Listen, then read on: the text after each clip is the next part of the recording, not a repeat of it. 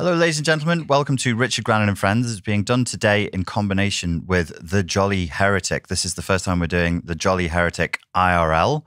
I'm Richard Grannon. This is Professor Ed Dutton. Professor, could you give us a brief introduction to your good self? Hi, my name's Ed Dutton, and I have a channel called The Jolly Heretic, where I look at what I like to call the based science, i.e. the science which is suppressed by our woke joke universities, and i.e. things that are true but don't fit in with the system, with the dogmas. And myself and Richard and Paul and Lipton, we live stream once a week. And this is the first time I've met Lipton, actually, who's flown in from Kingston, well, via somewhere else. So this is good fun, so it could be interesting. Lipton, a short intro, please, sir. I am Lipton Mathews, and I'm here not because I'm black, but because I'm really smart. Thank you for the clarification. And Dr. Paul Taylor? I'd just like to dispute that last comment. He's not black. I'm Paul Taylor, and I do a YouTube channel. I call myself a recovering academic, and I do a YouTube channel called Readers of the Lost Art, and it's designed to get people reading again, thinking about art, and it's a pathetic little drop in the ocean of the world's banality. I'm trying to rectify it one drop at a time. Good sales pitch, Paul. People will be storming over your channel for that. Okay, gentlemen, we'll start with an easy topic. Kanye has released a song called Heil Hitler. Professor Ed Dutton, evolutionary psychologist, what was your response to Kanye's Heil Hitler track? Researcher in evolutionary psychology.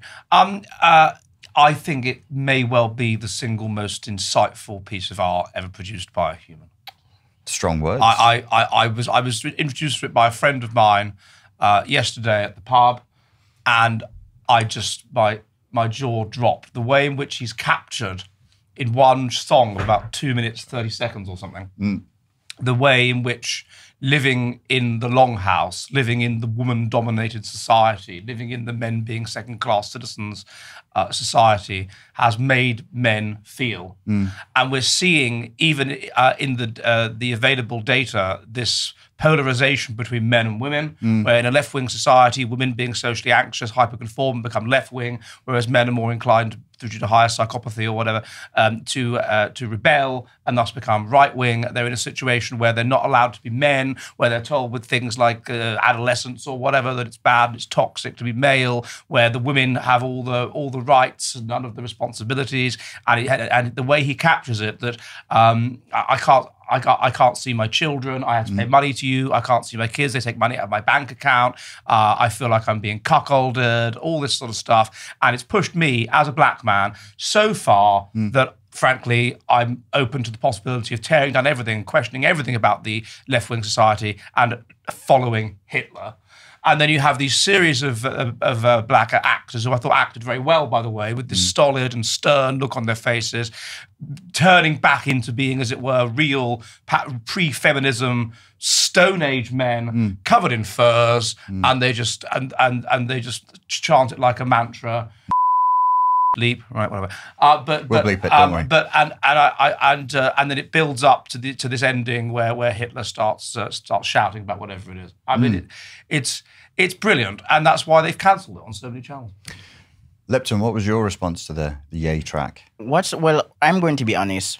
Kanye West is mentally unstable, so I don't like to take him seriously. But the reality is that we need to go back. We should go back in the sense that centuries ago, when women couldn't vote and they didn't have certain rights, that was not necessarily bad for society. Men are patriarchal. Men manage other men, women, and children. Freedom is a burden. And when you put women into positions of power, what do?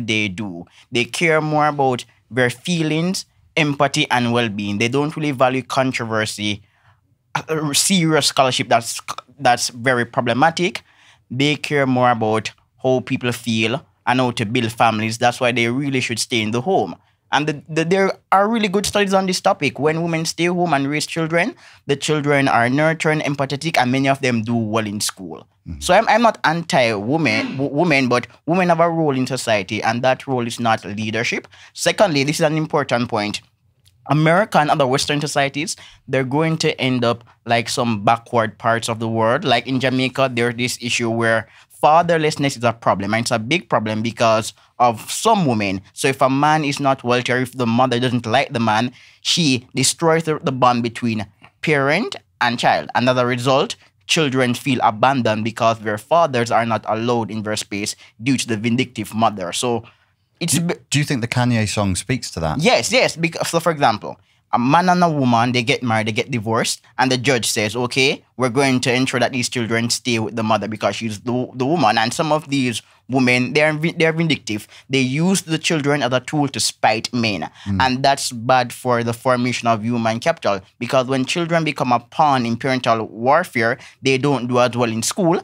Another issue again, there has not been much research on this in the developing world, but we have data on the matter in America. So, for example, a man and a woman, they get a divorce, and because of divorce, they use the children as a pawn to get money from each other. So, if a kid needs lunch money to go to school, then I'm giving an example, and the mother can afford to send the kid to school, she will not do it because she wants to extract resources from the man. And anecdotally, this happens in Jamaica all the time because I'm from Jamaica.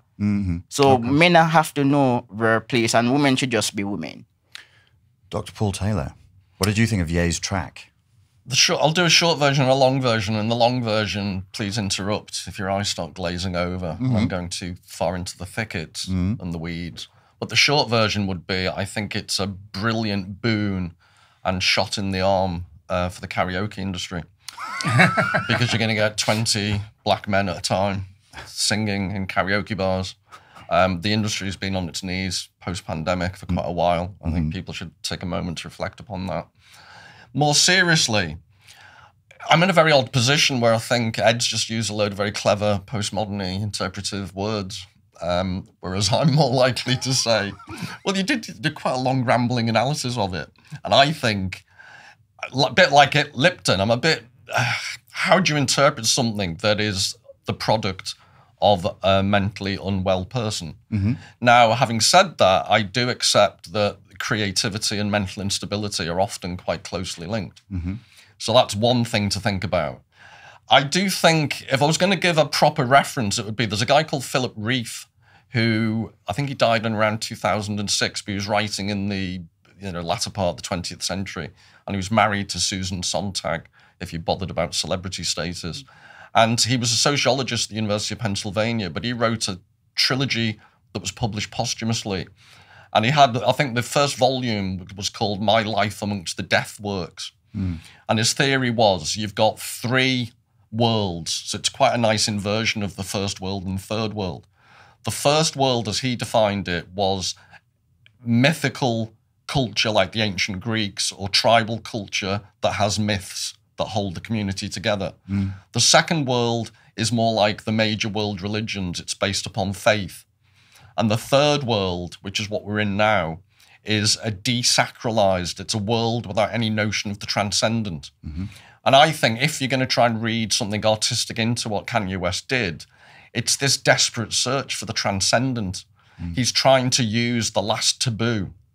And then we can talk about, it's like two-tier care, there's two-tier taboos. The ninja word, people should realize what I'm referring to. The N word that is blacked out, or not blacked out, it's an unfortunate phrase, is censored online on some of the variations of this song. But the HH is kept in. As if, so there's a two-tier taboo system. One word is still a taboo. One phrase that refers to the extermination of 6 million people and others is somehow fine. And I think it's a point Matt Walsh made about that it's the first taboo in the history of humankind where some people get to use it and some people don't. So I'm fascinated. I think that gives an edge to the whole thing. Those men are saying what most people can't say, allied to another phrase that you're never supposed to say. But it's all to do with, if you want the pompous interpretation, it's to do with this desacralization. We live in a world without any notion of transcendence, without any, this is the whole point of my channel, art to aspire to, literature to read that makes you think. And we're trapped in this world of, and you're the narcissistic expert. Sorry, you're the expert on narcissism, I think, how I described you. Nice. Good dig. Well played. Well played. I tried to get myself out of that and made it worse. Hopefully you get my point. Yes, sir. There's the narcissism of the way the song begins, where he's ranting about not getting access to his children and everything that's wrong in his life. Well, guess what, Kanye? Shit happens. People have tough lives. The counterpoint might be, well, not everyone's creative enough, because it is very catchy, to create this type of meme-like song.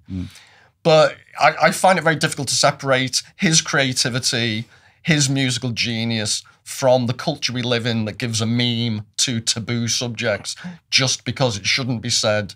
We then make "we're now talking about it," and on it goes in this circle of madness. How you do it,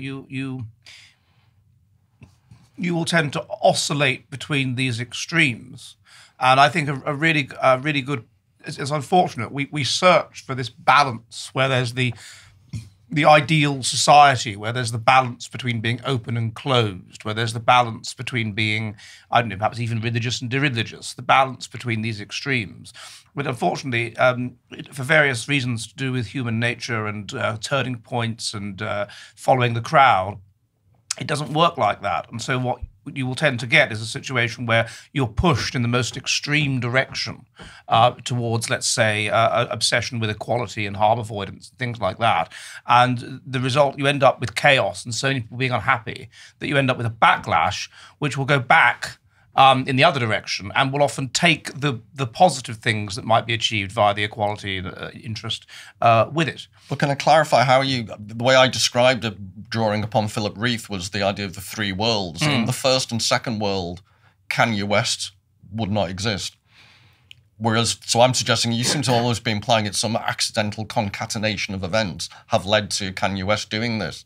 I'm suggesting almost schematically, we're at the end times of our particular civilization. I don't disagree with that, no. Can I pause you there for 1 second? Calvin, could you bring up a screenshot of the Kanye West video? I know we can't show the video, but there are screenshots online of it.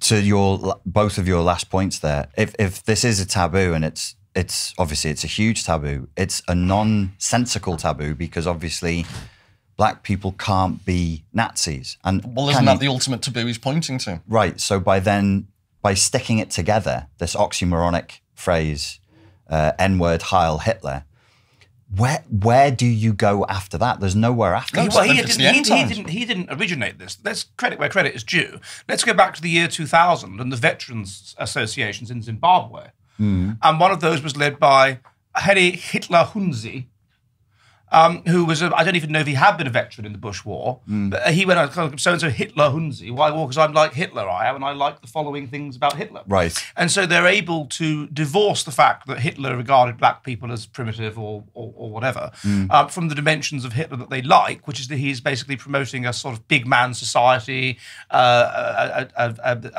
group-oriented, warlike society, and this appeals to them. A sort of might is right philosophy, which is kind of basically what Hitler was talking about. But do you get my point about the first world aspect? Sorry, Paul. The other image that had, if you go back, top right, where we can see the wolf skin. That was the point I was going to pick up on. I don't know if you can make that come up on screen in a corner somewhere. I was trying to work out actually, Paul, if that was, because I thought it was, well, they don't have wolves in. But it's Adolf means noble wolf, doesn't it? That's the original meaning of the name. Maybe Adolf. I'm completely off beam, but it struck me as the Roman soldiers. It's the type of thing they would have worn, and as they fought with the German against the Germanic tribes. But they also had them wearing monkey skins and things, monkey fur and things like that. Who did? In the video. Did they? Yeah. So I only noticed but it's my point about the first world. It's primeval. So, and this is what I wanted to ask about, because there's something very, I think the track is good. The music is well made. It's a stirring short track, but there's something hypnotic about the video. You have men in rows wearing wolfskin, and they're sort of stood in this militaristic. Yeah, that's what occurs to me. That the Romans used to fight in these squares. Yeah, and that's exactly. I think that's exactly what he's alluding to. And they don't blink. Their eyes are open, and they're looking straight ahead, and they're reciting the lyrics in this machine-like You'll know more way. about this than me, but the history of the fasces, the sticks, the fascia, Roman binding together. but the whole origins of fascism in the Roman, this is why I think the allusions to the Roman Empire. Right. It all, if you look deep enough, it all fits together. But then this is the notion of semiotic interpretation. You can find links if you look hard enough. I was impressed by it. As I say, found it. I was transfixed by the video, but obviously, I think he knows it's a pointless rebellion.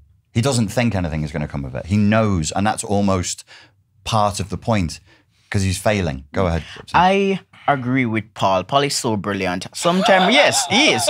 Some time ago, I was reading an article on Review published by this academic, and he was arguing that we live in a culture of negation. So we don't have positive values these days. All right then. Blacks and foreign aid. Yeah. So you were saying we live in a culture of negation. So originally, as Paul said earlier, we had different myths which were underlying society.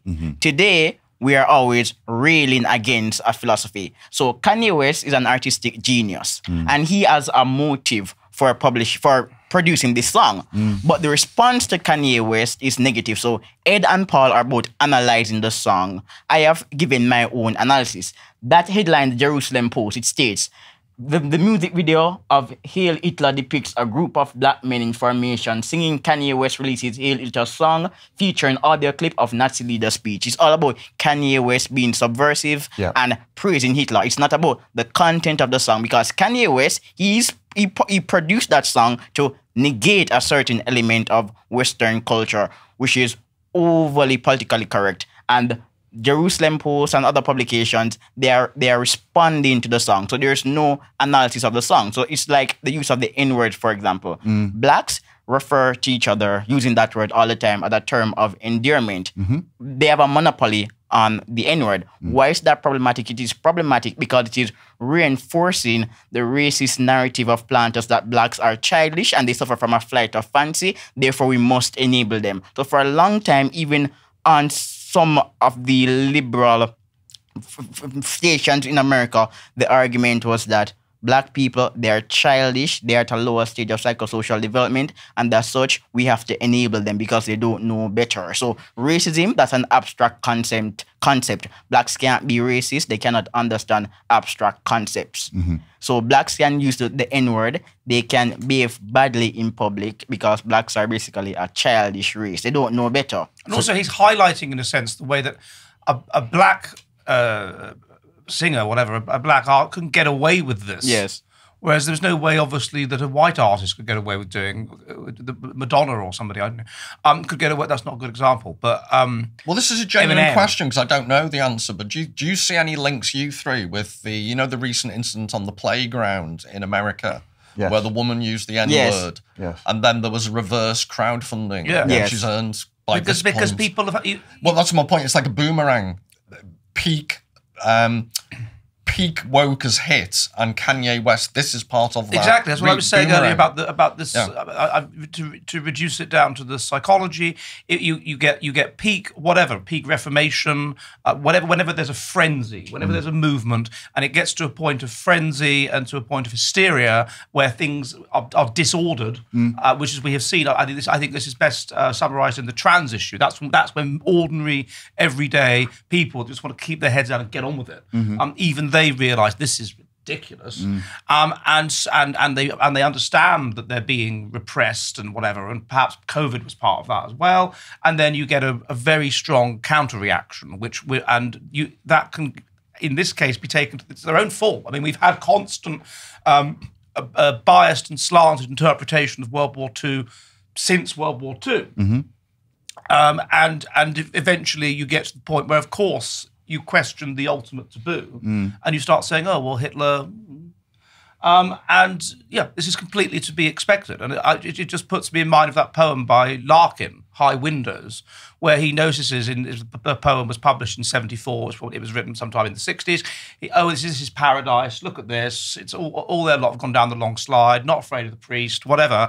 And there's a couple, and she's he's fucking her and she's wearing a diaphragm and this is heaven. And then he's nostalgic for the high windows, the church, a sense of certainty. Now that then pushed further and further and further, and that reaction, which Larkin prognosticated, is now happening. Except it's going to happen much further. It's going to get much more extreme. What's the next phase after? So we have the transgression. There's the transgression of the video, the lyrics itself. In the first sort of verse, he's talking about how he's a cuckold and he likes to see his woman with other men. He's addicted to drugs. He can't see his children. And he's almost emasculating himself publicly. It's like a self-inflicted humiliation ritual. Maybe that's his display of power. I don't know. Maybe he's like, I'm so above it all, I don't have to fit in with the cultural coordinates of trying to look tough and powerful. You've wrecked me. You've utterly wrecked me. You've made me into nothing, and it's your fault. And the only way I can get back a semblance of self-worth is via this. I didn't want to get it into this narcissism, by this creation of a false self, does Lipton, does Evola talk about this? This adoption of a sort of Superman persona, which is what he's doing, of the Nazi Wolfman, whatever. It is a narcissistic defense. Where I chuck out everything which you have indoctrinated me with and told me is moral and good, and I, like Nietzsche, I say no. My morality is. I don't even care about your morality anymore, and I think that's happening for so long.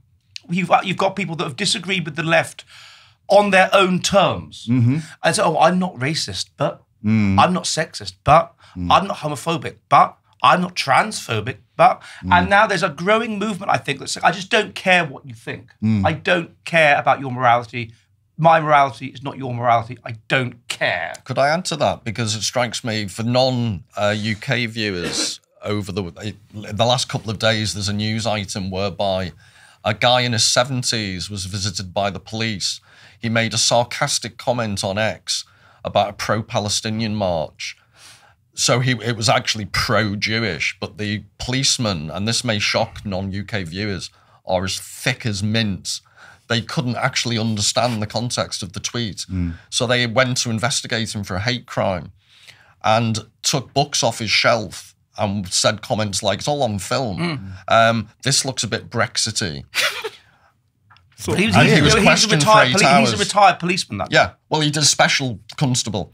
But he did, he was questioned for 8 hours. The chief constable has had to apologise to him. He's finally apologised to him. But to link back to what Ed was saying, my suggestion would be there's this undercurrent. Someone like me who's never been in any trouble with the law, used to respect the judiciary, used to respect the police. Now I have nothing but contempt for them. Well, how long? So it's the Kanye West type of resentment. How long ago was it that me and you, I was on Jolly Heretic, I was defending the police. Yeah. And then you were saying to me, are you sure you want to do this? And inside of a few weeks, I was like, no. After I'd seen more of these videos on X. We saw the riots. Yeah, absolutely. I was like, I can't. I have police in the family, but you have a moral duty as a human being not to do things like that. Go around somebody's house checking their books. But to go back to the first, second and third world schema, in the third world, without transcendental things like a god or anything, in, desacralized times, disenchanted times, you used to have the independent judiciary. You used to have police. You had confidence they would enforce the law fairly and equally. For everyone. In the second world, is this? No, in the third world, in the third which world. doesn't have gods anymore. Oh, I see. So I'm saying we live in disenchanted times. We don't have traditional things like gods and religion and the Larkin that Ed's referring to. But at least we had an independent judiciary, a strong police that you could see as a transcendental force for law and order. When you take that away, you're left with the Kanye West big men in animal clothing. I don't think that's independent of the fall of the influence of males, because males have more... I'm not suggesting it is. They have more systematic minds. They are more interested in the truth above feelings. And so if we allow it to be taken over by females, which we have, then it's feelings above truth, and a general fall in the law the rule of law in favour of the rule of the mob of the Karens and how they happen to feel. So when I was in Stamford the other day, as I told you all, we were filming perfectly legally in a public place, and the group of Karens, all of them wearing lanyards, come up and demand to know who we are and what we're doing there. So we don't tell you who we are. Oh, why not? If you were professional, if you were ethical, you tell us who you are. Yeah, but we have to tell you what. But the chief police officer whose authority those policemen went and harassed this individual on free speech crimes, that's a man in the police, which is still male-dominated. It's been a man that's been inculcated with all kinds of female stuff via the culture over the last 30 years. But that's an extra level you have to take it to, whereas I'm just saying the evidence is in front of us. Men who have authority are acting in this way, that men like me and you, I'm guessing, and Richard and Lipton, you end up feeling, what I'm suggesting is Kanye West has tapped into, as artists do, this undercurrent of anger. That I think perfectly reasonable people, my anger, I pride myself on trying to be reasonable. My anger is reason is enough to make you insane these days because the world is unreasonable in the most profound way. So if you're trying to be reasonable and law-abiding, what is the point? Because you're seeing the law being made fun of. You're seeing people misusing the law. You're seeing the people who are supposed to enforce the law treating it with contempt. Where does anyone go? And I'm thinking if you're as mentally unstable as Kanye West, you produce a video like that, which there's an element of truth to it. Maybe in his bipolar instability, he's prepared to go to places that the rest of us won't. Well, this is generally the case. The people that are autistic, and particularly those that are autistic and successful, are very, very mentally unstable. So I want to ask this question. Is there anything that you... Obviously, it's an emancipatory call to arms in some sense. Is there anything racial in this track, or is the use of the N-word just incidental? It's there because it creates controversy. I didn't see this as being race-based. It's not even about Hitler. That's a very good point. It's not really even about Hitler, but it is about men and how men feel. Any final thoughts on that one, gentlemen? Yeah, I think in an email I gave you, there's a quote from Marshall McLuhan, which I love, which is about the content of a medium is like the juicy piece of meat used by the burglar to distract the watchdog of the mind. And in this context, the juicy piece of meat that's made to distract us are the taboo words ninja and HH. Everyone, including the Jerusalem Post, which I don't think did themselves any favors because they've just misread the whole thing, they're concentrating on the taboo. They're not concentrating on the underlying issues we've been talking about. What does it really signify? Doesn't that feed into Ed's point, though, that that's because of this sort of cuckolded, hyper-feminized series of ideological coordinates where you focus on the naughty word, not what caused the naughty word to be used? So there's no synthesis of the song. We're not going to have a serious analysis of Hitler or the Holocaust or race relations in America. People are just going to respond with anger and venom, and that's my problem. No deep analysis. Yeah, but can I add to that, Lipton? Something we haven't really discussed. I, because of my background, would come to this with this is also a product, a symptom of the communicational environment we're in. It's no coincidence that this is a music video. It's no coincidence that this has a viral quality to it. It's no coincidence that Kanye West, for all his mental instability, is a gifted reader of the communicational room. 100%. And it's the communicational in a first world or second world culture that doesn't have mass social media type communication. This thing doesn't happen. This thing isn't discussed by people like us on programs like this. It doesn't go viral like it has. There's a whole... the part of the madness is the deeply structured irrationality of the communications medium we're currently using. I heard you say this morning, I was listening to your last podcast where you said there's a tautology to online celebrity. People are famous for being famous. That's an interesting way of putting it. Like Meghan. Right. Meghan Markle. You name me one substantive quality that woman has other than being famous for being famous and marrying an illegitimate ginger. That is the only room for fame that she has. That's the racism we're allowed. No, I'm laughing because, look, I didn't watch Suits. I'm not interested in Meghan Markle, but she's like that person who will just never go away. But I think it goes to Richard's point is she's famous for being famous. Yes. She is a cipher of a human being. You will make whole podcasts or TV series of her preparing hors d'oeuvres. There's a certain quality that she has which makes her famous, and that's what she's kind of famous for. Vacuity. Yeah, but it's not. I was careful with my words, Ed. I said substance. She is substanceless in a world that lacks substance. Guess what? She's what people want. Sorry to I'm stuck record, and that's my job on the Jolly Heretic, is to be a stuck record on narcissism. Is part of the appeal the fact that she's so narcissistic and people are actually aspiring to that level of narcissism? Well, ambiguity. It's this. I think we underestimate the power of nothingness and the fact that people. It's why, maybe we'll get into it later, but why I profoundly, because we've always been searching for the magic thing that you and I could profoundly disagree on. Yeah. And I think I found it with the whole Douglas Murray thing. Yes. Because I think you two, without getting into it again, slightly defended Dave Smith. And in my world, the Dave Smiths of this world eventually lead to what we're talking about now. I agree. You agree? Yes. Expand so, on for it. example, I write for the Mathews Institute, and Dave Smith is a comedian, and he's quite popular in libertarian circles. Elon Pap is a critic of Israel. I've read Elon Pap, I've read Hunt Review, but I cannot listen to Dave Smith. I'm not against comedians. Comedians can be smart, but this man is not a scholar. This is just some random guy who wants to bash Jews and Israel. Okay. I cannot take him seriously. Okay. And people put him on a pedestal. It's like putting Candice Owens on a pedestal. They're vacuous people. They're grifting. They know nothing at all. Is there anything that you agree with in that as an argument? My issue with that discussion was that they were both. He was, as far as I could see, Smith was expressing. I don't necessarily agree with him, but he was expressing himself in a fairly reasonable way. He wasn't getting particularly emotionally het up, whereas Douglas Murray was, and Douglas Murray was presenting a number of arguments which were absurd, really. That this idea that you have to, you haven't had the courtesy to go to Palestine and see it for yourself, and the idea that you have to have seen it for yourself to be able to comment on it. And yet, in other occasions, he said, I haven't seen it for myself, but I have this view on it. No, so there's an important context you're missing out. There's always context I'm missing. No, but there's an important context. Well, all right, let's forget important context. Because it just sounds silly. Right, so he,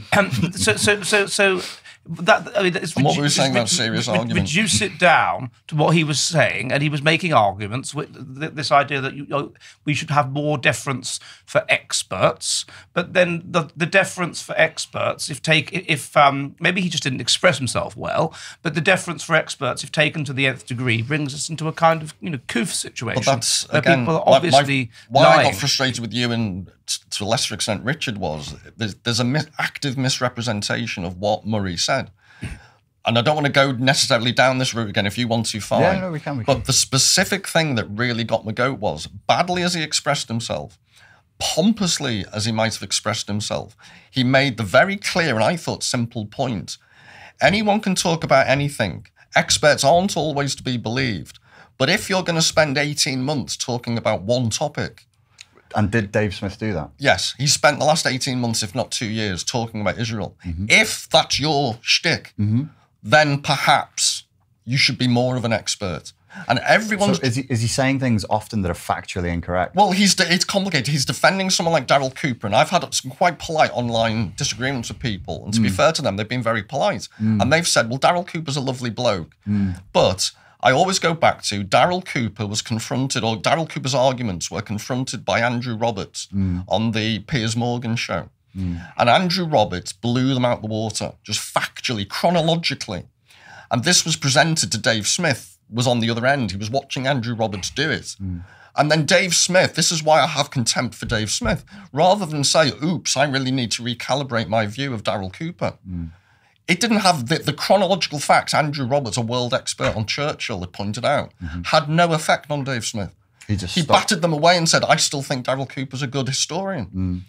Well, how on a rational basis can you say that when you've just seen a genuine expert undermine basic historical facts that have been misrepresented?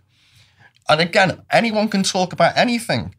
But the way to try and summarize this as quickly as possible, the way I see this is, you do have experts in this equation that aren't being recognized. It's experts with microphones. Joe Rogan is an expert with a microphone. Dave Smith is an expert with a microphone. And it goes back to this. Do you mean that ironically? Or No, well, isn't that coincidence? They're both comedians. Oh, you're saying they're expert public speakers? not even public speaking. I mean this quite literally now, with a microphone. They're good at dealing with presenting things. So they'll be high in verbal IQ. High in verbal IQ. And they allied issues. So what we can go into the depths of it if you all I want. can say Wait a second. A comedian will have a joke, and often jokes are based upon the mutual inconsistency of two ideas. Sure. And they make humour out of that. Sure. What I've noticed in a lot of these so-called serious discussions, they will allied non sequiturs. They will find things that logically don't make sense, but they will skate over them.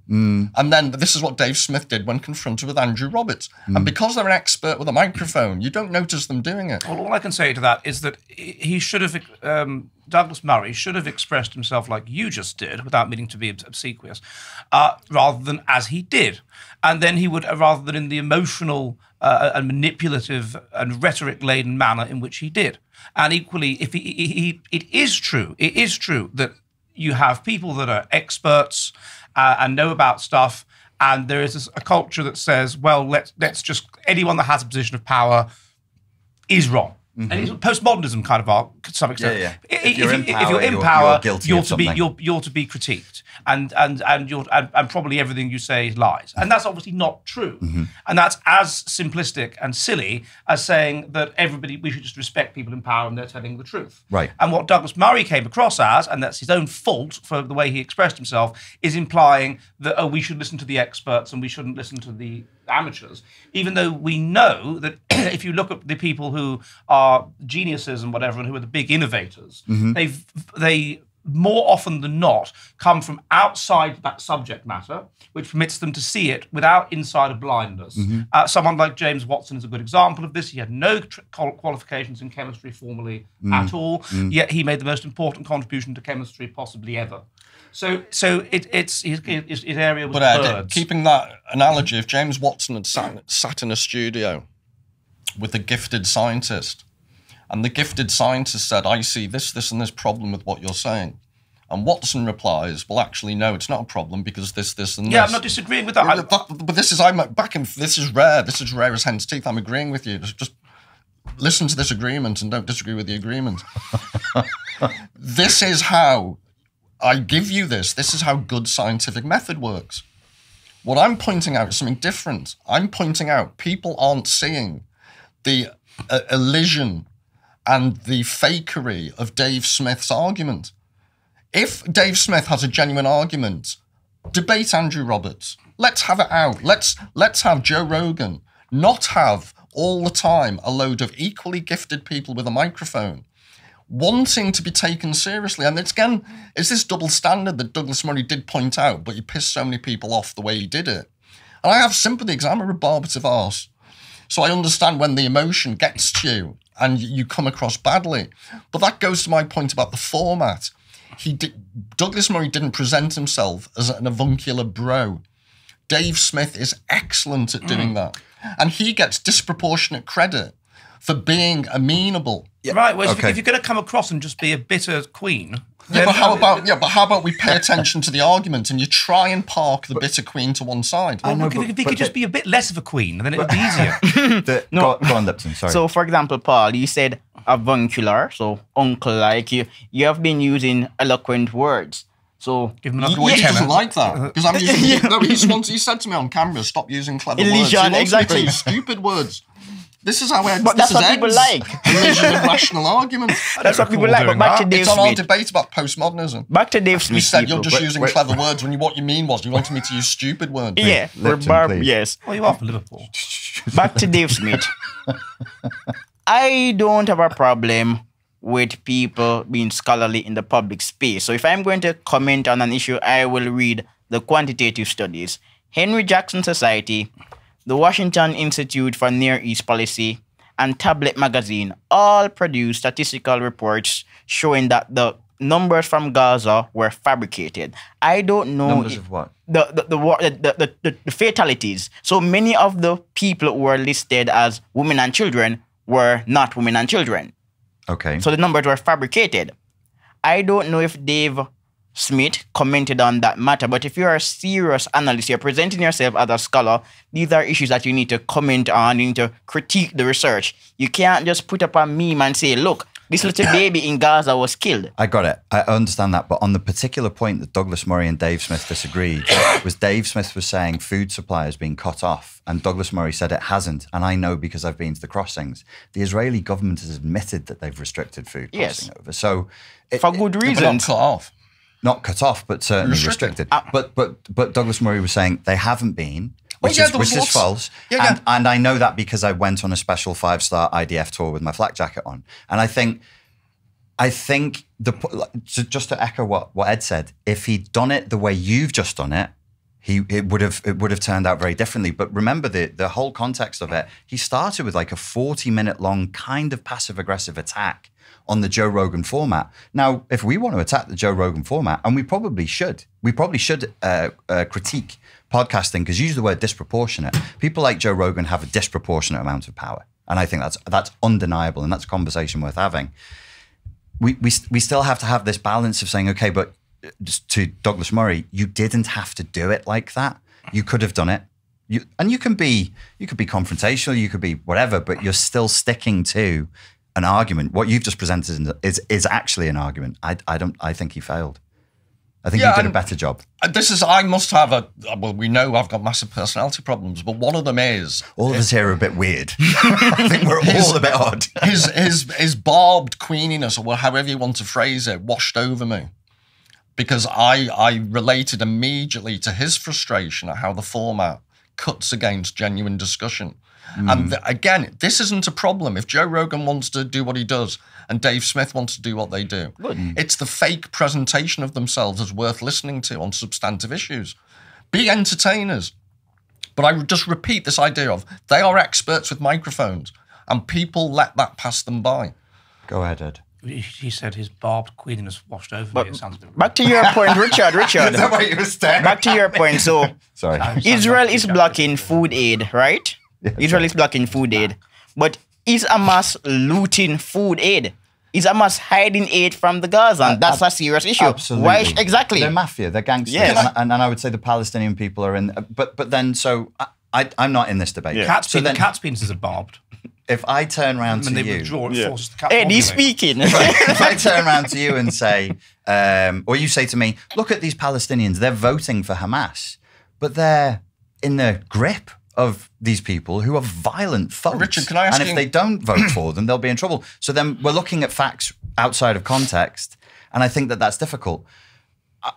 I think that we four are capable of having that debate in a way that is fair, but maybe I don't know if this is the broader is the broader point you're making that it's just not balanced, it's not fair. No, it's not an actual argument, is the ultimate point I'm making. It's an argument that go back to the juicy piece of meat. Yeah. Analogy from McLuhan. Okay. It's an argument, it's something being presented as an argument that doesn't follow. If you got a transcript, I could analyse it for you and show where the elisions are, where the non sequiturs are. What's an elision? Where you smoothly go from one thing to something completely different. Oh, okay. So it's a false passage, false smoothness. Nice, okay.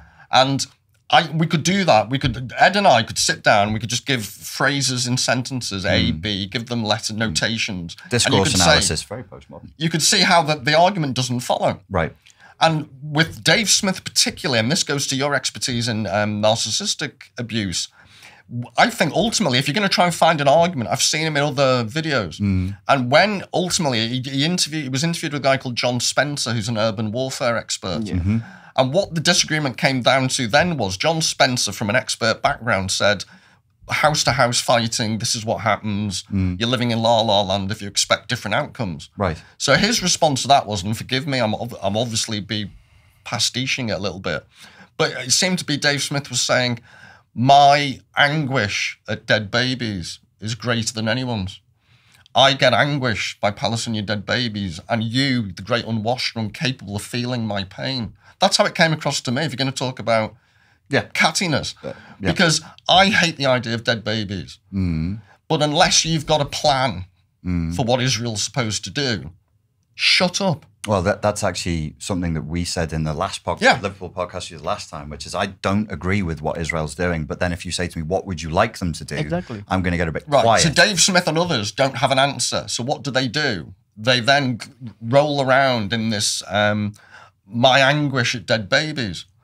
And that I find is that narcissistic, or isn't it? The idea that your emotion... It's manipulative. It's a manipulative argument. Yeah. It's fallacious. Well, and the corollary is anyone who tries to defend Israel in any shape or form, and I'm not a total defender of Israel, but if the only response is, I don't like dead babies, well, go and picket the Chinese government. Go and picket the Syrian government. It's this complete disproportionality of let's focus on Israel that I find bizarre. Well, I know why it is. There's a conversation that we had last night that I found really, really interesting for people watching. IQ, stop me if I say something stupid. IQ is divided into verbal IQ, spatial IQ, and mathematical IQ. And some people are very heavily tilted towards verbal IQ. People like me, not great mathematically. And I think I was thinking about this morning. There's a risk that people like me, you call an expert with a mic, because I'm high in verbal IQ, low in mathematical IQ, and not low, but lower, I can trick you into thinking that I understand more than I do. Yes. And that's actually quite dangerous. This is the sort of Dr. Adam Rutherford types. They're not very intelligent, but they're very linguistically skilled. You don't include me in not very intelligent. Not necessarily, no. Well, he side-eyed you then, I saw him. Yeah, this is true. This is true with a lot of politicians, and it's true with a lot of religious people. So I remember there was a discussion between Rowan Williams, the former Archbishop of Canterbury, and Richard Dawkins. And Rowan Williams, of course, came across as, for those who don't know, Rowan Williams is basically Paul, but darker. More beardy. More beardy. A beardy. Paul really let himself go a bit. And that's a thought. More.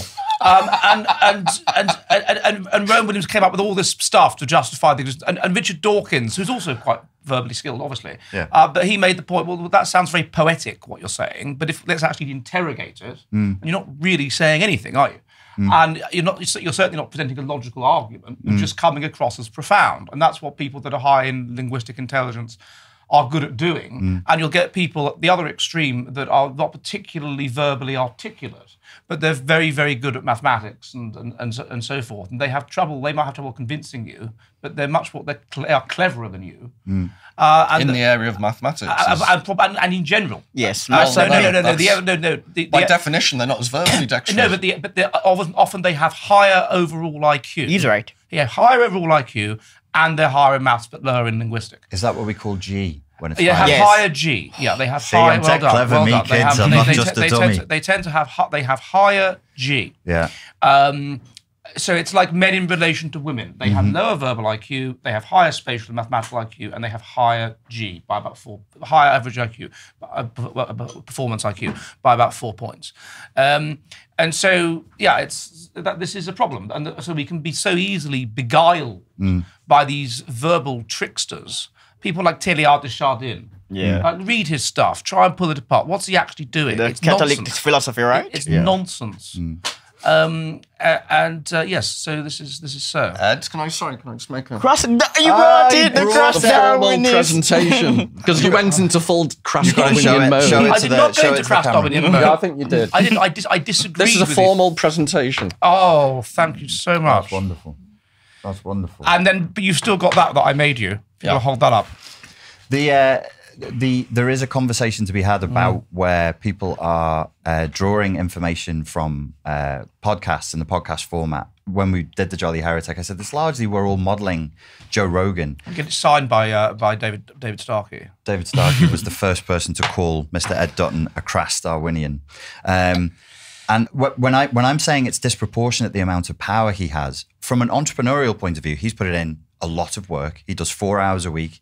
He does 4 podcast sessions a week that average 2.5 hours each. It's a lot of talking, and he's been doing that for 10, 12 years. I don't take that away from him. But the fact is, where he's up to now is disproportionate. I don't think he's a bad man, but he shouldn't have as much power. Well, no, I politely disagree with that in the sense that he can have as much influence and power as he wants on an entertainment basis. 100% agree. And when I've got... So I did a debate with Ed on postmodernism that's on your Strongest Argument channel. And I encourage people to watch it because one of the things is, forget me and Ed disagreeing. One of the lines of argument we had was I was arguing that a key aspect of humanity... Autism, sorry. A key aspect of humanity is our linguistic ability. And when I got engaged with online debate with people, the number of people who basically said, I'm paraphrasing one, not so much, basically up your arse with your language. And I quoted Heidegger, language is the house of being. And he basically said, well, you can bugger off with Heidegger. And there was the animals have language. And dolphins have language. Yeah, dolphins have language. Whales have language. It's like, so I made the joke, oh, well, I didn't realise Herman Melville was written by Moby Dick. It's the point that, yes, other animals have communicational ability. But if we've got to the level, this is my point about we live in a society that's post-literate. Language skills have become so devalued that someone like, I go back to the microphone expert, someone like Joe Rogan, who can talk for that long, for so many hours, is appealing. Because that's the type of language people can tolerate. They're not going to go and read James Joyce Ulysses. They're not going to go and read Proust. They're not going to go and read Shakespeare because those days are over. So what fills the gap? The Joe Rogan. And I don't have any problem with that. But if Joe Rogan starts setting himself up as a literary expert, I've got a problem. Well, unless he becomes literary expert. Unless he does. Well, he has actually improved. Like his ability to structure arguments and question over the years, he has gotten better. Me and Lipton were talking about this. Like when Lipton is working on his YouTube channel, which you should all go and subscribe to, it's called Lipton Mathews. I did say to you, didn't I? You should restrict the level of language. Keep it at like a 115 IQ level, not a 140 level, because you can actually upset people. And I wonder if some of the arguments maybe created a narcissistic injury in some of the people. They had such a vociferous, disproportionate response to what you'd said that it sounded like you had hurt, you'd wounded them in some way. I don't know why. I don't know what the problem is. You and I've had this conversation. You are mixed martial arts. You've got a background in that. You're a gym nut. Ed and I, not so much. I don't think Lipton needs to. The idea that Ed and I would go into a gym and start telling people how to use the machines or how many reps they need to do would be laughable. The way that Douglas Murray literally plagiarised your argument. And he literally obviously saw our show and he literally plagiarised your MMA argument in his interview with Unheard. I believe that. But just forget MMA, just Jim being fit. Ed and I are the two people on earth you should not listen to about being fit. Yes. But why do Ed and I have to listen to online idiots mouthing off about things they know nothing about? So, it's the same disparity but everyone thinks like backsides, sphincters, everyone's got one. So everyone should be allowed to express it. Well, no. So I have a steelman argument to your position that's adjacent to what you've just said. So somebody like me believes in meritocracy and believes in competition, that kind of thing. But then in that argument between Douglas Murray and Dave Smith, my attachment to the meritocracy wasn't present. And that would be a good thing. I thought you were into meritocracy. I thought you were into the fact that there should be a hierarchy and not everybody, I shouldn't speak on plumbing or car mechanics ever because I don't know anything. So yes, I agree with you. To this point, sorry, very quickly, sorry to interrupt. I'm not even saying that, though, in the sense that and this is what gets misinterpreted by lazy people online who don't listen to the words that are being spoken. Joe Rogan should be able to speak about anything he wants. But just when something particularly controversial is said, try and get a genuine expert on the next show to deconstruct what was said. So, for example, Ephraim Karsh is a leading expert. He's pro-Israel. Rashidi Khalidi is anti-Israel. Get real experts. Get serious people. Dave Smith could be a smart guy. I don't know him. I've never met him. He likes Murray Rothbard. Murray Rothbard was brilliant, but Murray Rothbard was not an expert on Israel. He was not a foreign policy expert. I listened to Daryl Cooper because of this argument, and I did about an hour. And I thought, oh, he's nice, sounds good, sounds fine, obviously intelligent, and he's obviously read. But then some of the claims that he started making when he was speaking, I was like, this is just some of these claims are insane. It just brings us back to, I think, Peter Medawar summed it up the best, which is that the rise of of newspapers and the rise of illiteracy led to the rise of newspapers, and newspapers aimed at people of quite low intelligence, and thus the publishing industry becomes less intelligent. And he said, well, the rise of secondary education and recently tertiary education creates a class of people with aesthetic views that basically think they're intelligent and think they know what they're doing, but they're educated way beyond their ability to engage in rational thought. Perfect. And he said something like that, and it's completely true. But now this has gone with the internet so extreme that people think to themselves, I have researched COVID on the internet.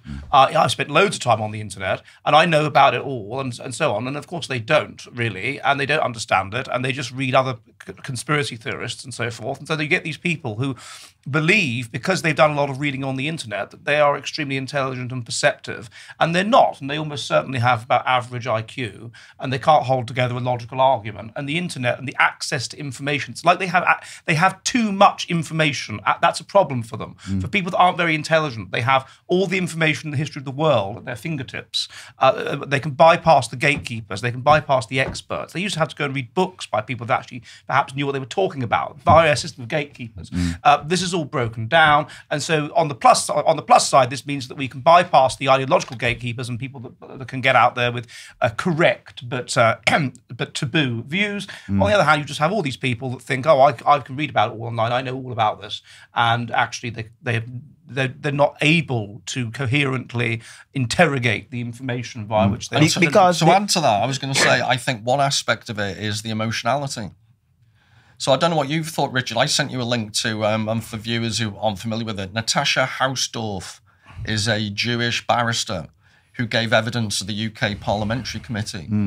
And what was interesting there is, again, some viewers will just disengage. I'm saying, irrespective of your views on Israel and Gaza, she's an international law expert. And the British MPs quizzing her, A, were hostile from the get-go. She was invited to give evidence, and they treated her as an enemy. It was Emily Thornberry, wasn't it? Yes. Yeah. But B, she has knowledge of international law. So she was talking about the legal status of the West Bank. And she pointed out actually the original boundaries went back to the British Mandate. And Jordan invaded and blah, blah, blah, blah. It's a complex history. But in terms of international law, Israel has many more rights than people realise. Now, they may disagree with that and say, I don't care about international law. But she was arguing from a purely rational, legalistic point of view. And what came across was the emotionality of British MPs. And this is when British MPs are like quite disturbingly emotional about it and disregarding. Again, Natasha Hausdorff is not a god. She might be wrong. But what I need to hear is another barrister deconstruct her argument in legal terms. Yes. And I don't get that. You're getting shut up or up yours, or not quite, but... It must be possible, because Natasha Hausdorff, she's did a brilliant speech at the Oxford Union. She's prepared to go into the Burr pit. It must be possible to get a pro-Gaza, Palestinian, international lawyer to have a legal argument with her. Well, I think to Lipton's point, maybe, and I hadn't thought about this until this conversation, maybe Joe Rogan kind of has a moral obligation to have two experts. Exactly. So, for example, is Israel an apartheid state? Based on the legal research I have digested, it is not. I am not interested in how people feel. I care about the law. So in Israel, racial incitement is a crime. Some Jews celebrated the killing of a baby in Palestine, and they were charged. They did not support the killing. They were celebrating it. They were not the architects behind it, but they were charged. Israel is not an apartheid state. Okay. The point that Ed raised earlier is something that I had on the list. There seems to be this tendency for confidence to outstrip people's competence. And there's a lack of humility, generally speaking.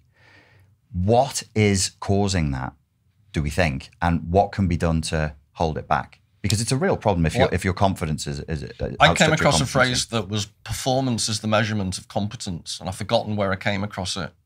And actually, it struck me, it's a double-edged meaning. It used to be that actual performance in a role, your ability to do a role, it's almost tautological. Your ability to do a role is your level of competence. Yes. Now, performance, if you think of performance as in performing with a microphone. Yes. This is my point about experts with microphones. Yes. This is what measures competence, your ability to perform. So, interesting. There's a friend of Joe Rogan's, I won't name him, he's a British podcaster, very, very successful, and he did in Dubai a sort of a motivational psychology seminar. And what he's good at is interviewing people in a podcast format. And I think he just woke up one day and said, I can charge people 100 quid a head to do a motivational psychology seminar. It was fucking awful. Brutally bad. It wasn't like, you've got some work to do, 7 out of 10. It was awful. And I remember sitting there thinking, this guy is so subsumed in an environment where people are telling him he's amazing and brilliant and clever, and he's for sure above average IQ, but he was not ready. he was not even close to being ready. And I thought, oh, well, that's a little bit embarrassing at a narcissistic ego level. People walking out, people are clearly bored. What if it's when you're flying helicopters? What if it's when you're flying planes? What if it's at a higher leverage sort of a level? So, well, ask Delta Airlines. Yeah, exactly. Yeah. So what you're saying is it should be, we should bring back a way of measuring standards that actually is performance-based. Yes. Essentially. And it's not hard. So, for example, Gore Vidal was a flawed character. Ayn Rand was flawed, but at least those people were intelligent. There was a time when the only people who were interviewed on TV were smart people, even if they were eccentric. We don't need to interview every random influencer with a stupid take.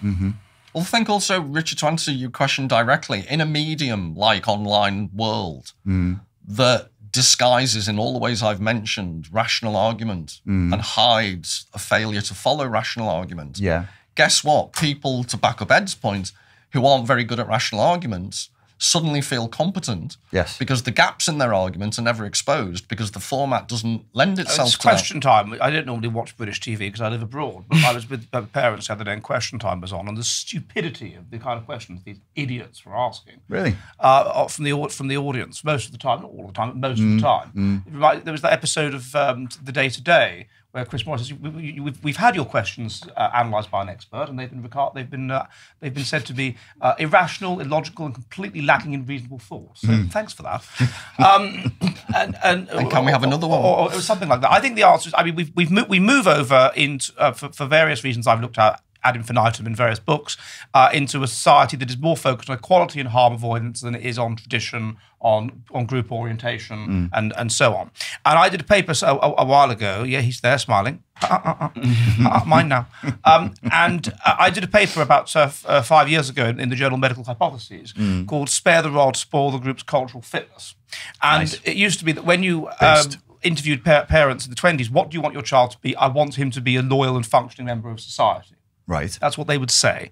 And now they say, I want him to be happy and content. Yeah. And that's the difference. And so what that leads to is a child-centered system of raising, so that there being fewer boundaries, to there being less discipline, to there being people not being stood up to, and to people that are basically more narcissistic and haven't had their narcissism basically beaten out of them. So that's the first change that we see. So this renders people more confident, and also because they're not used to having to deal with failure, and they're not used to having to deal with big discipline and so forth, more emotionally labile, and more likely to be highly emotional. Secondly, obviously, we have the reduction in IQ of a point or so per decade, which has been going on for a long time. People that have lower IQ tend to be more confident. And we were talking yesterday at dinner about how you get these people that have particularly low IQ, and they have no self-awareness. It's like, you know, they're failing at school, they can barely read, and they'll say, "Oh, I want to be a brain surgeon." Yes, they're high delusions. Absurd, and that is backed up by the fact that they're being told, "Oh, you can be anything you want to be. Oh, don't ruin his confidence or whatever." So rather than push them into a trade, something sensible and useful, oh, let's go and do a degree in media studies at the University of Derby or something, right? Something ridiculous and pointless. Thirdly, Sorry, Derby. Thirdly, meritocracy. Well, there are good things about meritocracy, obviously, because you get people to the top of into the positions they deserve to be in, so that you have competence. On the other hand, I'm afraid this kind of encourages people. Oh, you can be anything you want to be if you just try, and that's not true. And that's going to be damaging to people. That's going to hurt their pride almost. Imagine being if you are a failure in society and it's not a meritocracy, you can tell yourself, oh well, it's because I would have been, but it's all stacked against me. It's biased or whatever. Whereas if you can't tell yourself that, you've had your chance and you've ballsed up. Exactly. Then that's going to do things to you, and that's going to result perhaps in adoption of narcissism as a way of coping with it. Go on. And finally, to Lipton's point about valuing, I think this is important. In a society that's up against it and feels externally threatened, we know we have to have competent people in the right positions. And we have to value the genius type because we know that the genius type produces the goods. And so we have to be able to tolerate his offensiveness and whatever because of the plus side that there is. In a society that's completely decadent, where there's nothing to worry about at all, then the genius type is just a social irritant. And he upsets the Karens and he upsets the women and whatever. So we suppress him. And this is, of course, bad for society because it means that he's less able to promote his brilliant ideas. What we would call, I don't like this term, I think it's a useless term, but what we would call the far right, my preference is the dissident right. Some of these people, they are appropriating negative non-Western concepts. So for example, indigeneity, that's not an appropriate concept in a Western framework because the spirit of the West is Promethean. It's innovative and it's disruptive. What is an indigenous person? An indigenous person is basically clinging to an outdated version of reality, where culture is characterized as being unchanging, is static. In the West, we're always on the move. No, I'm not saying that indigenous people can't evolve. There are indigenous people who integrate well into the Western framework. But some people on the right are saying, look, non-Westerners are tribal. Let's become tribal like them. Let's create our own tribal state. And I'm saying, yes, you have a right to your identity, but rather than reverting to tribalism, just say, okay, if you can't assimilate here, go elsewhere. We're not going to appropriate your rhetoric and I think that of primitivity. That comes down to Raymond Cattell's critique, really, or implicit critique of Karl Popper. So Karl Popper talks about the open society and the importance of the open society and how these indigenous societies, they're closed. They have things like secrets that you can't reveal to outsiders or you get killed, all that sort of thing. And what Cattell suggests is that you have to have a balance between the two. Too open and you balkanize and you fall apart, which is what we're seeing now. Too closed and you stagnate, you're like North Korea. And so you don't really achieve very much. So I think it's that balance that there should be some indigeneity, there should be some taboos, there should be something that soldiers will want to lay down their lives for, to defend the enemy at the gate, which we currently don't have. And people are not going to lay down their lives for multiculturalism. I agree with that concept, but I don't want Westerners to embrace third worldism. And that's where I see the dissident right heading. So they're becoming romantics. Anti-capitalist. The third world mentality, I don't appreciate it. What's Promethean? What does that mean? So the Promethean, yes, you're innovative. You prefer. It was the god of the god of change, the fire. So you're constantly looking to revolutionize and to change things, and so you have this in your head, a sort of a polarization between the indigenous mindset, which just stays the same.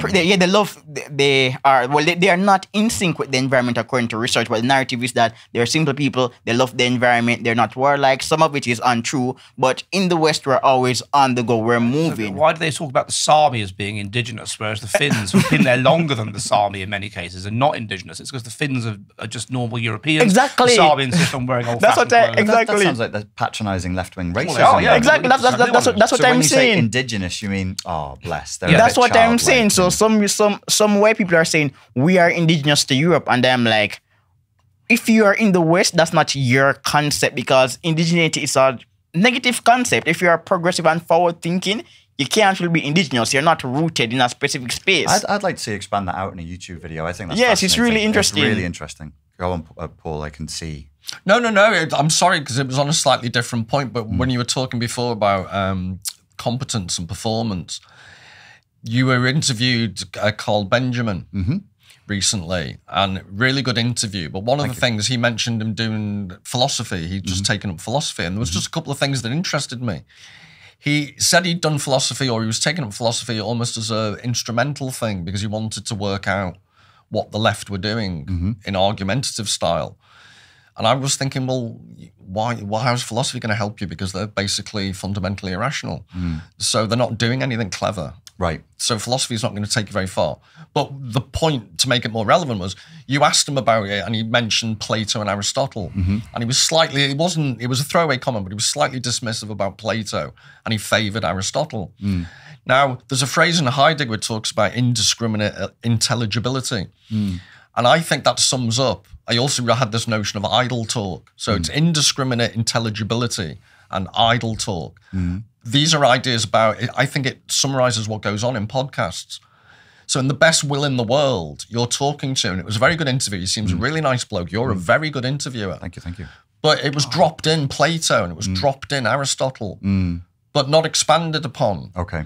So if someone's listening to that, what do they do with that piece of information? It becomes like this throwaway hyperlink. You're supposed to know what it means. Yes. But you really or it doesn't even matter if you don't know. Right. And why this is fresh in my mind is I'm about to do a video on, if you think back to the Paris Olympics and Papa Smurf. Yes. That bizarre tableau. Yeah.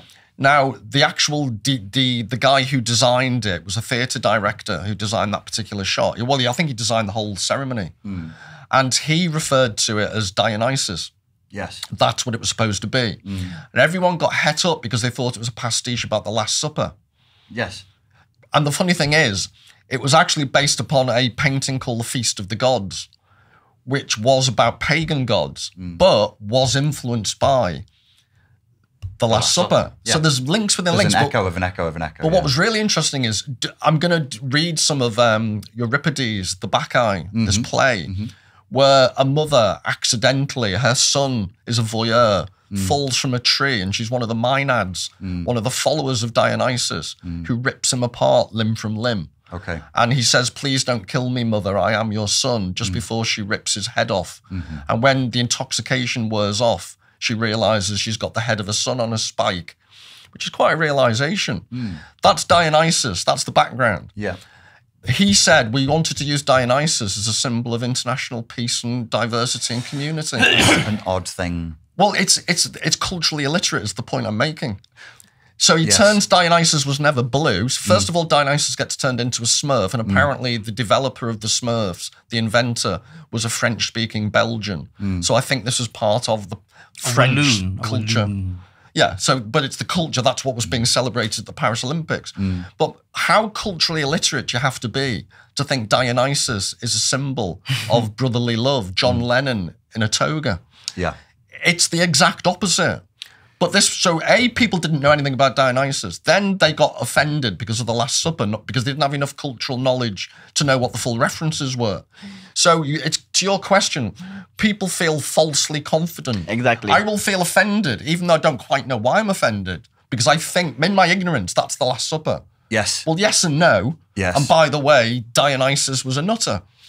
And this maybe I'm reaching here. Maybe there is an intrinsic problem with the podcasting format. Yeah, that's what I'm saying. It actually should please the audience. It should be a placebo. We should be making the audience feel good. And if we go to places they don't want to go to, or you're speaking at a level that the intelligence is too high, you experience narcissistic injury, and then you get people ranting at you in the comments.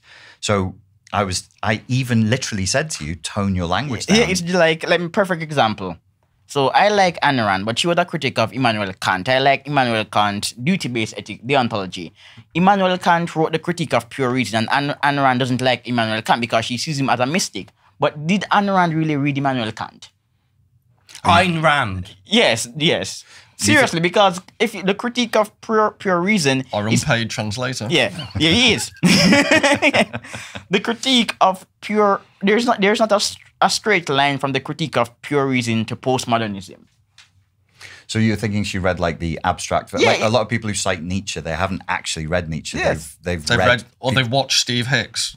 Basically, Butcher Nietzsche to the nth degree. Yes. If there's a special place in hell, to quote the president of the EU, Stephen Hicks lives in it. And then there's also the issue of postmodernism. What is postmodernism? It is the absence of meta-narratives, not the denial of truth. So some people say, okay, I am postmodernist, I don't believe in truth. Not true. If you're postmodernist, you're basically saying economic growth is not a universal truth. We believe in economic growth, that's a grand narrative. To be postmodernist is to say, okay, economic growth, that's not so important because it shouldn't be a universal truth. So people use these terms loosely.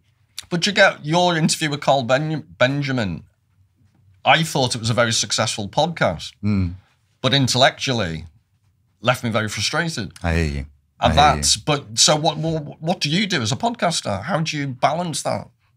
I mean, in the format that we had and the way the day went and everything and the time constraints, there is just, I mean, I was criticized for the things I said incorrectly on Andrew Gold's podcast. And I wanted to get in the comments and say, I'd literally just traveled 3.5 hours to get there, walked 20 minutes in the rain. I was tired. But you know, in your Andrew Gold interview, that was fascinating. In your Andrew Gold interview, you actually, thank you very much, name dropped me. Yes. And asked him about reading. Yes. And I found it fascinating. He turned around and basically said, I don't read, I haven't got time. That is not... That is actually not true, because I know Andrew, and I think what he does is he downplays his intellectualism because he wants to be more approachable. And there's things he said to me privately, and I've gone, why didn't you say that in the podcast? And he's like, oh, mate, people don't want that. They don't want to hear that. I'm like, well, you don't have to always play. He is a more of an intellectual type than I think he comes across. That's fine. There's a question I want to ask you all, but Ed, you've got notes. Do you want to? He's always got notes. He's like Neville Chamberlain with his bloody pieces of paper. So we think of the young generation as being spoiled, entitled, and narcissistic, and they're raised in consumer capitalism with too many choices. But then something Ed said before made me think maybe all of that is probably true, but maybe they're also unfairly burdened by guilt. And I've had this sense for a while that our culture is just massively unfairly burdened by guilt. We all need to alleviate ourselves of guilt. Is the source of this guilt feeling that we collectively have? I interviewed this. Darling, 1 second. Is it because we've been told we can be anything and we're not anything? We're limited. Is that the cause? I think it's possibly related to it. I interviewed Charlie Bentley Astor on the Jolly Heretic a while ago. A band. She made the point that imagine living in a world where there are structures in place. You live in a community and you kind of know how your life is going to pan out, and you can see it's marked by festivals across time, harvest festival, things like this, church festivals, and you know that you are likely to do the same job that your father did, or if you're a woman, you know that ultimately a marriage will be kind of arranged for you by friends or family, and then you have in your community, you can see, well, this is what it's going to be like to be middle-aged, and there's that woman there, this is what it's going to be like to be old. Almost like being a Hindu, there are marked phases of life, the householder stage. What you're describing sounds lovely. I love all this. But there's a certainty to it. Okay, of course there are uncertainties. I mean, you're living in a society of high mortality salience if we go back a couple of hundred years, or there's the possibility of war or whatever. But there's certainties to it. You are not told you can be anything you want to be, because you can't. And you learn from it's almost like a Plato's society of being divided into relatively fixed, his ideal society, of being divided into relatively fixed ranks, where you can move from one to the other and so on. And there's something that is psychologically reassuring about that, particularly for people that are relatively high in social anxiety or whatever, that sort of thing, women and so on. There's something reassuring about knowing this is how life is going to be. Now, there's something boring about that, and the good thing about that system is that it's not totally certain. Yes. But it's pretty certain, and it's unchanging. The demographics of the population are not going to radically change. Sure. And that is something which is easier to deal with. And also, you're a group-oriented society, so you understand that you must submit to the system. Yes. And you will be, to put it more in my crass Darwinian terms, you will be pushed along an adaptive roadmap of life, which has been developed over centuries via tradition, and it's the traditions that are adaptive that have survived. Now, contrast that with a society that is so individually oriented, so concerned with equality and harm avoidance, that everything traditional, because that's associated with group orientation, is torn down, is questioned, is critiqued. The population is in constant flux, and equality and harm avoidance are so high that you parentalize children.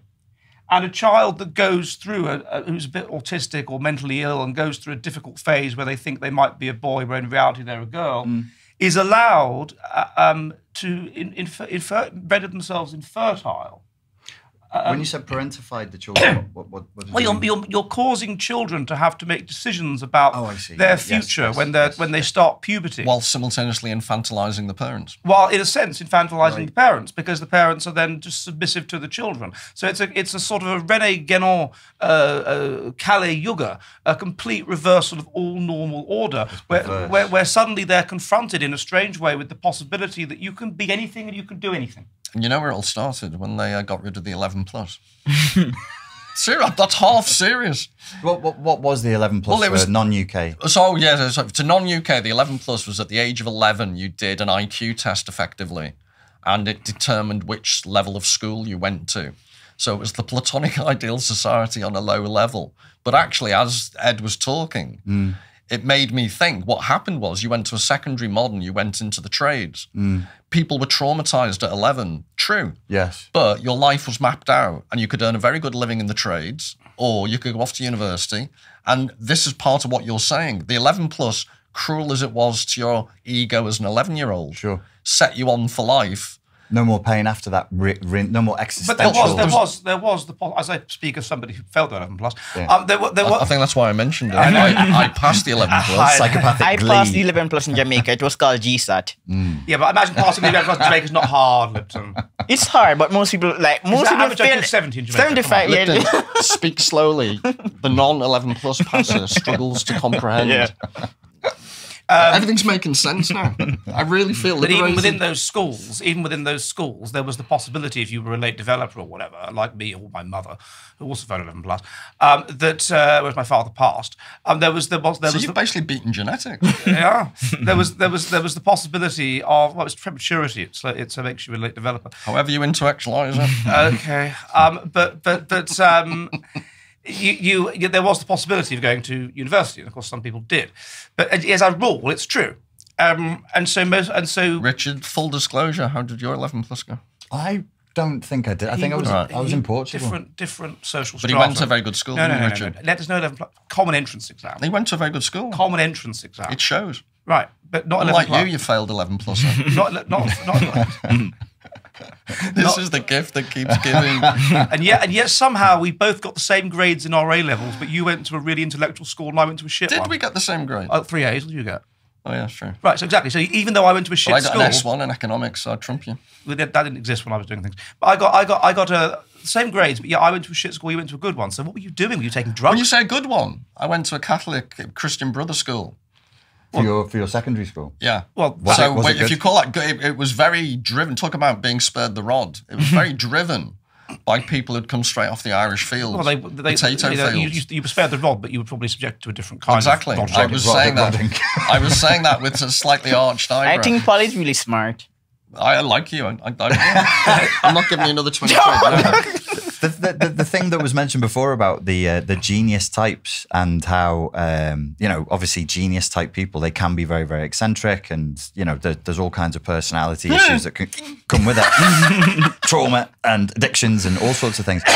That should be preserved. I'll come back to the issue of guilt. I just wanted to say that it should be preserved, even if Paul Lipton this morning had a meltdown with the staff at Liverpool Hope. Because exactly. They were serving him. They tried to give him vegan muffins. So I'm sat there quietly eating, and I can hear this argument building up, and he's yelling at the staff. You're not being Why are inclusive you by giving giving me me vegan vegan. Nobody muffins? likes vegan. And the staff are like, "What the? Were you asking for extra goat dripping? No vegan. Who is eating vegan? But narcissist. It's And mentally narcissistic. unstable people. That's the kind of thing that you just have to sort of work around. What concerns me? Well, okay, I want you guys, you're smarter than me, to tell me. I have this feeling that people are being laden down with too much guilt. Obviously, yes, it's partly you can do whatever you want, but it's not. That's not the whole story. Well, if you disagree with me, tell me you disagree. The thing is, with Christianity, there was, I don't know if this is too simplistic, but there was guilt. You were laden down with guilt. You were laden down with guilt for sexual things. You were laden down with guilt for getting born. You were laden down with guilt for sexual transgressions. But there was a built-in system, at least in Catholicism, of forgiveness for your guilt. Which is actually really psychologically sound. There's not many psychologically sound things in Catholicism, but the idea of submission to a higher force, confession of your sins, and all the rest of it. I also, really like that. I think, to back up Ed's point, scapegoating. Go ahead. We need to do a program on this in the future, but René Girard, I've mentioned to you in the past, he has this whole theory that Christianity is based upon the ultimate scapegoat. In the literal sense of what scapegoats were. You take everything, Jewish tradition. Go ahead. Put the sins onto the goat. Yeah, so in primitive times, they would do that. Sacrifice was rife in primitive times. So what Christianity does is it has a transcendental being that gets sacrificed. So all the low-level social antipathy and aggravation can be displaced psychologically onto something far away. Yeah. The problem is, when you get rid of transcendental belief systems, all the antipathy and aggression is targeted inward. There's no transcendental outlet. There's no scapegoat. So what you're seeing on the online environment is the perfect petri dish for non-transcendentally angry idiots. And this is what I'd suggest is one of, if you're going to look at it from a hugely, what religion does. Except the left scapegoats themselves. The left scapegoat, it's groups within their own community. Yeah, but they need a scapegoat. And the right scapegoats, the issue. foreigners or certain groups in their own communities, well, actually like homosexuals or whatever. So yeah, but in both ways. But in Christianity, there is this obvious. You go to church. The confessional is Freud ahead of time. I think Freud just ripped it off. I think the Catholic religion, in lots of ways, take away the child fiddling, it has lots of psychologically the symbolism. There's Blaise Pascal had this famous phrase. He goes, "You don't believe, make the sign of the cross. You still don't believe, kneel down. You still don't believe, smell the incense, and then eventually you believe." Symbolism has a practical consequence, a power. And we've lost the symbolism, we've lost the scapegoat, and people are wondering why Kanye West is singing HH. And it leads me back to my Narkin poem, which I think is just one of those wonderful pieces of literature ever, until Kanye West created this. What's it called? The High Windows? High Windows, yes. Could you pull up High Windows? It's also the name of the volume of Calvin? poetry that it's in. Look under Kipling. Lipton, what do you think about this guilt issue? Also, 2 points. Poop points. 2, I said he's been racist because I'm Jamaican. He is racist. Totally racist. I like it when you talk about the third world. Okay, yeah, exactly. Brilliant. White people, they have a different psychology. Their culture is more guilt-ridden than shame-ridden because they're individualistic. Okay. So naturally, wokeism and political correctness, these negative features of society will manifest to a greater degree in white societies because whites tend to bear the burden of responsibility. That's why so many of these missionary societies and universities were built by white people who left countries like America and the UK to go to the Caribbean or Africa to develop those societies. So whites, they're chronically guilt-ridden. So you're saying by being white, I'm genetically predisposed to individualism, so if there's a problem, I might blame myself? Yes, you're a pathological altruist. They're permanently guilt-ridden. Secondly, Christianity, that's basically the creation story of the West post-1000 AD. And we no longer take that creation story seriously. Sure. Paul is here bashing the Catholic Church, but I like the Roman Catholic Church because it has a strong intellectual foundation. Western law, the Roman Catholic Church. Beyond a reasonable doubt in criminal law, the Roman Catholic Church again. Lipton, could I put something in context? I don't think I was bashing the Catholic Church, but I used to be an altar boy. And this is my confession. It's getting quite serious now, quite emotional. For about 8 years, I wore the surplice. You wore the surplice? The altar boy's outfit. Yeah. I even wore it at quite a rakish angle to show a bit of ankle. Oh, I see. And not once in those 8 years was I ever approached by a Randy Priest. I'm so sorry. Well, you think how that affected? No, you think how that affected my rejection. Did you self-esteem? go through puberty early or something? I was the ugly altar boy. That one looks too old. Anyway, I think I've shared far too much. Poor Taylor. Yeah. Oh, come on, Pat. You're too old. So Christianity, again, the church is also a paradox because we're taught by Christianity that you can be anything through Christ because Christ is giving us strength. But at the same time, we're also encouraged to work hard. If you don't work, you can't eat. And we're also told that some people are favored by God. Okay. So it's a paradox. You want all of us to be equal, and then you read that even in heaven, there are angels who are above other angels. Are you a Nietzsche fan? I like him. I really do like him. Okay. The death of God has serious implications for society. I read the what's the name of his book? Not the Twilight of... Is that the name of the book? The Twilight of the Idols. Yes, I read that book. I read that Nietzsche book. So I'm a fan. And when Nietzsche said that God is dead, he was lamenting. Yes. It was a lamentation. Yes. Because we have destroyed the creation story of the West. So what do we do now? Yeah. Even if you read William of Ockham seriously, you can draw a line from Occam's nominalism to the transgender movement. So Christianity is the basis of Western civilization. It is the basis of our deviant behaviors and of our virtues.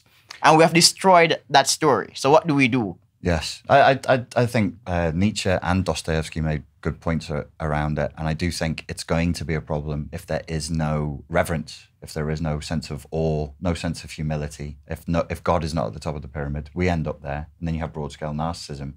And that, I think, creates anxiety. Maybe not guilt so much, but anxiety. But the description that Ed gave before of a very limited culture, I was imagining how would the biological entities we call humans feel in that highly communal culture with... Well, interestingly, in the West and in Japan, the caste systems which were created, they conferred a human capital advantage. So at one point in Denmark, you were trapped in a particular social status based on the profession of your family, similar to Japan. Whereas in India, the caste system was a bit symbolic. It did not transfer much human capital. So the Brahmin caste, okay, those were the priests. Then we had the political class and merchants, but much human capital was not transmitted. So for India, the caste system, it's a negative. Yes. Whereas in the West, abolishing the caste system was good to an extent because it gave people the opportunity. I don't think it's that negative. I mean, you could argue that the caste system in India is why, even though the average IQ there is only 80, you have some very, very, very intelligent Indians because you're forced. No lawyer can marry his secretary. You know, you're forced to marry people that are similarly intelligent to you, which creates this canalization of intelligence at the top of society. So that's a good thing for India. Yeah, but I get what you're saying. But India is no Singapore. So Lee Kuan Yew had a eugenic policy. So even though the Brahmins are highly intelligent, it's not like the highly intelligent people are deliberately parachuted into the best offices in government, like in places like China and South Korea and East Asian countries. They naturally want the smartest people to lead. Think about guilt, though. That shame is you're unhappy about what others think of you. That makes you ashamed. Yes. That others think of you. But guilt is kind of what you think of yourself. Right. So it implies, in some ways, perhaps a higher level of self-awareness. It's the metacognition. And of dwelling on the nature of you. You are more self-aware to have guilt in a sense than shame. Or the guilt can be have external origins. A higher level of consciousness. So Catholics are famous You can be made to feel... What I'm saying is you can be brought up in a structure that cultivates feelings of guilt. Right. It cultivates certain standards which you don't get up to. Yeah, but it's still to kind of, that's true. But to kind of then internalize. So from the Catholic point of view, it would be internalized guilt. Louis Althusser, a socialist Marxist philosopher, had a concept of interpolation, self-interpolation.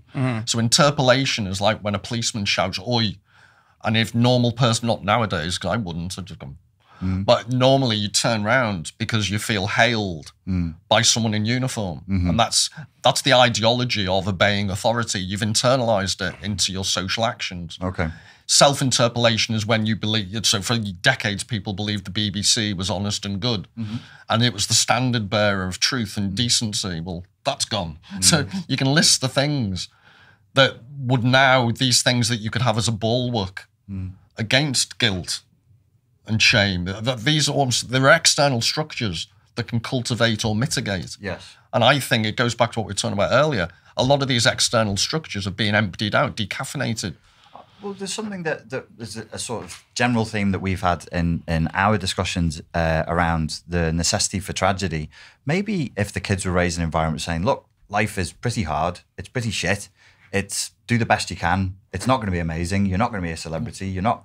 And what you're saying now is exactly what Nietzsche says about the Greeks and tragedy. He says, were the Greeks, did they develop tragedy because they had, relatively for those times, they had everything so good? They willed pessimism. He talks about the Hellenic pessimists. And the argument is, just as the golden era came to an end, that's when tragedy petered out. So you mean that the structure would be something like the BBC is telling you you're English, and because you're English, you're great, and that takes away guilt?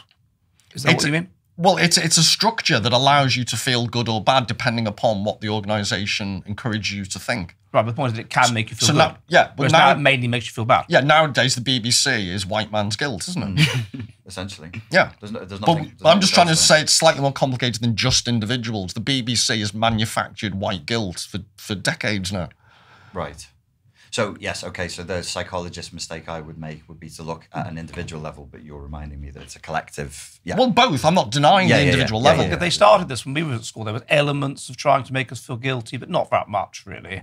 I'm talking about racism in America in the 60s or in the 50s. We were left alone. Nothing to do with us. Nothing to do with us. But a Catholic confession, you get regular ability to purge yourself of guilt. That's why it's psychologically very clever. Yes, and very highly functional. And then attaches you to that organisation via the sharing information with them. Do you want to read some of the high windows? When I see a couple of kids and guess that he's fucking her and she's taking pills or wearing a diaphragm, I know this is paradise. This is paradise. Everyone old has dreamed of all their lives. Bonds and gestures pushed to one side like an outdated combine harvester. And everyone young going down the long slide to happiness endlessly. I wonder if anyone looked at me 40 years back and thought, that'll be the life, no God anymore, or swearing in the dark about hell and that, or what to... Having to hide. Or having to hide what you think of the priest. He and his lot will go down the long slide like three bloody birds. And ultimately, rather than words, comes the thought of high windows, the sun-comprehending glass, and beyond it, the deep blue air that shows nothing and is nowhere and is endless. That's very good. Is it one of yours? No, it's Kipling. But I think that it just so summarises and so well the feeling of someone born in the 20s. Yeah. He's now 40 or whatever. He's living through the complete destruction of everything he's known. Yes. But yet there's a nostalgia for the good parts of what was. Last night you said that there's something you wanted to bring up and maybe even say something to camera. Do you want to... We've got 14 minutes now. Well, so I just do my little... Are we going to do ending? Well, it was about the experience you had. Okay, but the idea is the camera's just on me. So we'll do that right at the very end. All right, okay. So if you tell What were we saying about narcissism? The camera should be just on me, darling. Tell us what happened when you were filming the other day. So I was in Leicester, and what I anticipated was it would be awful, and actually it was really nice because the people were really genuine. And I went to the Sikh area, and they gave me food and lovely tea and whatever, and talked about what it's like to be a Sikh in Leicester. I went to the centre where I managed to talk to working class Leicester people, many of whom were unhappy about the way in which their city had been transformed to only 30% British, and they articulated it quite well. It was very interesting. I went to the Hindu area, likewise, very friendly people, everyone very friendly, and I went to the Muslim area, which was particularly friendly, and one chap comes up and invites me into his chicken shop called Dippers and all this sort of thing, and all very, very nice. And then the next day I went to Market Harborough, which is where a lot of the white people have fled to. And they were some of the working class people were saying, yeah, we don't want to be there because it's not England anymore. We like being here. And it was the middle class people, the people that had imbibed and were intelligent enough to force themselves to believe the current system, that were saying, oh, why have you left Leicester for here? Oh, well, because it's better schools, because there's less crime, because it's a slower pace of life, because there's more of a sense of community. And they just weren't prepared to accept that part of that was because they were with people like themselves. They said, oh no, I'd love Market Harbour to be more multicultural. Nothing to do with that. I'd love there to be more Asians and blacks in Market Harbour. It's just the lying and the cognitive dissonance of that. And then the next, or later in the day, I went to Stamford, which to some extent is another example of such it's overwhelmingly, it's like 98, it's just totally white. I only met about 3 non-whites in the whole time I was there. And again, it was all of this, when I put to them the possible dynamics of the studies I talked about Robert Putnam, for example, and how social structure breaks down if you have multiculturalism and all this. And one woman I heard her say, I don't feel very comfortable talking about this. And they walked off. And then a woman from Mauritius overheard what we were saying and came up and started talking to us. And because it's a small town, I was actually recognised by a fan while I was there. Because it's a small town, it was chucking out time at the schools, and of course these kids start coming along and they want to be on YouTube. So we thought, okay, I don't know if we're going to use this, but they're all very enthusiastic, and so all right, we'll ask them some questions. We'll ask them about provocative questions. We'll blur if we use it, we'll blur them.